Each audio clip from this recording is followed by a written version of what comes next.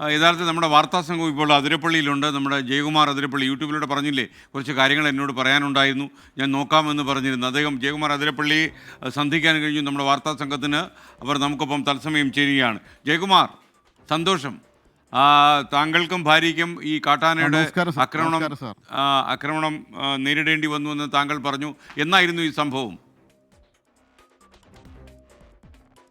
ഇത് നമ്മൾ 2022 ഏപ്രിൽ 15-ാം തീയതി ആയിരുന്നു. താങ്കൾ എങ്ങോട്ട് പോവുകയായിരുന്നു? 2 വർഷം മുമ്പ്. എന്തായിരുന്നു ആ സംഭവം? ഞങ്ങൾ അവിടെ നിന്ന് തുമ്പൂർമൊഴി ഭാഗത്തുനിന്ന് വീട്ടിലേക്ക് വരികയായിരുന്നു. അപ്പോൾ തുമ്പൂർമൊഴി ഗാർഡൻ്റെ ഗേറ്റ് കടന്നുള്ള അടുത്ത വളവിലാണ് സംഭവിച്ചത്. അവിടെ ഒരിക്കലും അങ്ങനെ ഉണ്ടാവാറില്ല. ഞങ്ങൾ സ്ഥിരമായിട്ട് സഞ്ചരിക്കുന്ന പ്രദേശമാണ്. പക്ഷേ അത് അന്ന് നിർഭാഗ്യവശാൽ ചെറിയ ചാറ്റൽ മഴയുണ്ട്. ഒരു 7 മണിയായിരുന്നു. Street light കത്തുന്നുണ്ടായിരുന്നില്ല. അങ്ങനെ പെട്ടെന്ന് പെടുന്നതിന് ഈ ആന മുന്നിൽ പെടുമായിരുന്നു. നമുക്കൊന്നും ചെയ്യാൻ പറ്റാത്തൊരവസ്ഥയായിരുന്നു. ആക്റ്റീവമായി ഞങ്ങൾ വന്നിരുന്നത്. അപ്പോൾ കാര്യമായിട്ട് എന്തെങ്കിലും പരിക്ക് പറ്റിയോ? അങ്ങനെ അവിടെ വെച്ച് ആന തൊട്ടടുത്തെത്തി. അന്ന് ഞങ്ങളുടെ 2 പേരുടെയും കാല് ഒടിഞ്ഞിരുന്നു. എല്ല് പുറത്തേക്ക് വന്നു. കുത്തല്ല, നമുക്കത് അപ്പോൾ ബ്ലാങ്കാണ് ആ സമയത്ത്. ഒരു 5 സെക്കൻഡ് നമ്മൾ തൊട്ടടുത്ത് എത്തിയപ്പോൾ അത് ഭയങ്കരമായിട്ട് ചിഹ്നം വിളിച്ചതോടുകൂടി നമ്മുടെ നാടൻ ഭാഷയിലൊക്കെ പറയില്ലേ, നമ്മുടെ കിളി പോയി. അപ്പോൾ സ്വാഭാവികമായിട്ടും പിന്നെ ഒരു കുറച്ച് നേരത്തേക്ക് ഞങ്ങൾക്ക് ബ്ലാങ്കായിരുന്നു. അപ്പം പിന്നിലപ്പോഴേക്കും KSRTC വന്നു.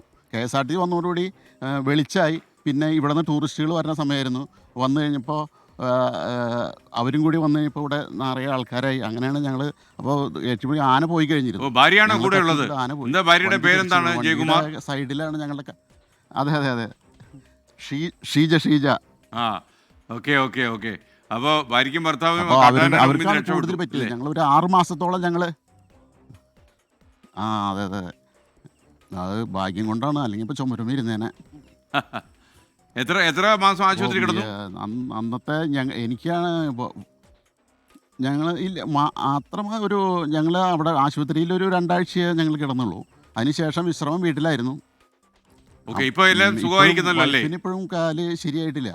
അത് അതെ സുഖമായിരിക്കുന്നു. എന്തായാലും കാട്ടാനെ ശ്രദ്ധിച്ചോളൂ. ആ ഭാഗത്ത് കാട്ടാന ജനങ്ങൾക്ക് ബുദ്ധിമുട്ടുണ്ടാക്കുന്നു എന്നറിയാൻ വേണ്ടിയാണ് താങ്കളുടെ മുന്നിൽ നിൽക്കുന്ന സൂരജ് സജി ആ വഴിക്ക് വന്നത്. ശ്രദ്ധിച്ചോളൂ, കെയർ എടുക്കുക. Thank you.